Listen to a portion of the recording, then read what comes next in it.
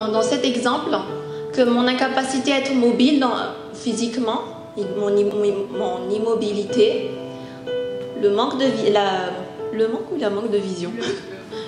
vision, pardon, ou de capacité à entendre, mais en fait ça réduit ma capacité. Ça réduit même ma capacité à porter le fardeau de Dieu. Et pourtant, si je suis dans cette autre situation, je suis rendue mobile, j'ai une vision correcte des choses, j'entends bien le Seigneur, mais je deviens cette église, ce membre du corps qui va être rempli en fait de son feu, de son désir de faire et d'aller là où il veut. Mais le Seigneur ne nous condamne pas du tout. C'est pour ça qu'il nous envoie sa parole pour nous guérir, pour nous libérer. Et voilà, cette situation de Lazare, c'est notre situation quand on vient au Seigneur. Et donc au fur et à mesure de notre croissance spirituelle, il y a beaucoup de liens qui vont se délier petit à petit. Ça va être peut-être directement par le Saint-Esprit, ça peut être à travers des ministères. Et le Seigneur, il veut nous emmener dans une vie nouvelle. Alors dans Jean 8, 31, s'il te plaît, le diapo suivant, Jésus avait une discussion avec les Juifs qui croyaient en lui. Donc si vous êtes... il dit aux Juifs qui avaient cru en lui, « Si vous demeurez dans ma parole, vous êtes vraiment mes disciples. Vous connaîtrez la vérité et la vérité vous affranchira. »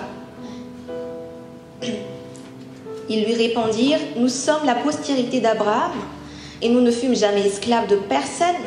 Comment dis-tu, vous deviendrez libres ?» Alors là, le Seigneur en fait compare de situations, de personnes, l'autre qui est esclave et l'autre qui est libre. Et pourtant, le Seigneur nous dit, tu as besoin de connaître la vérité. Connaître la vérité, la personne de Dieu, sa parole, mais aussi connaître la vérité sur toi-même. Où en es-tu aujourd'hui? Où sommes-nous aujourd'hui? Donc nous sommes dans cette situation où nous acceptons de laisser le Seigneur nous sonder et d'accepter aussi et d'accueillir. Parce que ce mot connaître, en fait, ça signifie connaître intimement, en fait, de l'expérimenter, cette vérité. Et la réplique des Juifs qui ont cru en lui, c'est-à-dire que c'est l'image en fait de nous aujourd'hui qui croyons déjà dans le Seigneur. Mais non, Seigneur, nous ne sommes pas esclaves, je suis postérité d'Abraham. Et si tu restes dans cet argument, dans ces raisonnements, cette vérité du Seigneur ne peut pas réellement venir t'affranchir. Mais si tu te regardes, où est-ce que j'en suis aujourd'hui réellement, le Seigneur te permet d'expérimenter en fait cette connaissance de la vérité.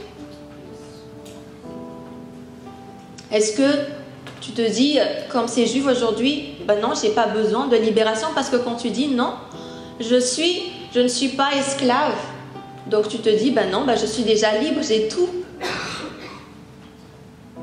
Mais nous sommes dans un processus. Le Seigneur nous dit dans le passage après, mais on ne va pas le lire, que l'esclave ne demeure pas dans la maison du Père, mais le Fils, oui. Le désir du Père, c'est de faire de nous chacun des fils et des filles de Dieu qui grandissent et qui soient libres dans sa maison et dans son royaume. Et il parle encore de vérité dans Jean 14. Il a envoyé le Saint-Esprit qui est au milieu de nous maintenant. Pour faire quoi? Il a dit l'Esprit de vérité, pour nous conduire dans toute la vérité. Pour nous conduire, combien le Seigneur désire connecter cette vérité pour nous rendre libres. Il nous a donné le Saint-Esprit pour que nous puissions vivre la liberté. Mais est-ce que nous le soupirons déjà? Est-ce que nous le désirons comme le chant qu'on a fait tout à l'heure? Est-ce qu'on veut rester dans cet état de personnes courbées, de personnes qui ne voient rien, de personnes qui n'entendent pas, de personnes qui restent dans son état? Ou est-ce qu'on se dit, non, je vais sortir de mes chaînes, je vais sortir de ma prison pour que je sois efficace pour Dieu, que je puisse suivre le Seigneur. Des fois, on se dit, Seigneur, mais c'est une manière de dire malgache, en fait, on dit ça, c'est difficile de suivre le Seigneur, on dit ça. Mais en fait, c'est pas difficile de suivre le Seigneur, c'est ta condition qui n'est pas en bon état pour suivre le Seigneur. Le Seigneur a des projets pour te préparer pour le suivre. Et le disciple-là en fait partie. Donc on va passer au deuxième, troisième slide, s'il te plaît. Oui, il y a des étapes dans le Seigneur et dans la maison de prière pour toutes les nations. Nous parlons d'être gagné, d'être consolidé et après d'être fait disciple et d'être envoyé. Ces étapes sont assez importantes pour nous former, pour nous préparer, pour mettre de la valeur en fait sur cette résurrection.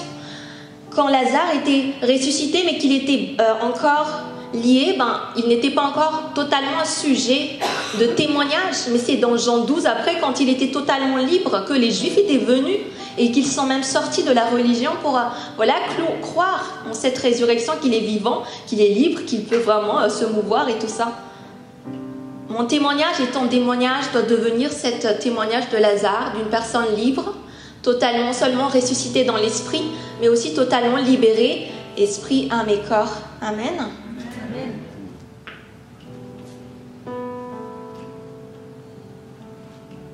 Alors avec le Saint-Esprit, nous avons besoin de bâtir cette relation.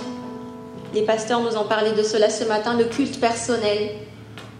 Parce que nous sommes là, chers disciples, chers enfants de Dieu, pour être consolidés, pour être encouragés dans notre relation avec le Seigneur, coopérer avec le Saint-Esprit dans la parole, dans le temps de prière et tout ça, et obéir dans ses instructions. Qu'est-ce qu'il veut que tu fasses afin que l'amour de Père vienne combler chaque besoin dans ta vie.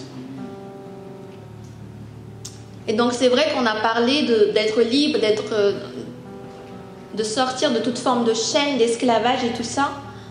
Et donc voilà, on est encouragé à chercher avec l'aide du Saint-Esprit. Mais quelle est ma chaîne? Comment est-ce que je peux la battre? Quelle est la racine? Si tu es dans un état humble, tu peux chercher avec le Seigneur et coopérer avec lui. Parce que Dieu s'intéresse à ton cœur, à mon cœur. C'est son terrain d'investissement. C'est là qu'il va investir son amour, sa puissance, son onction,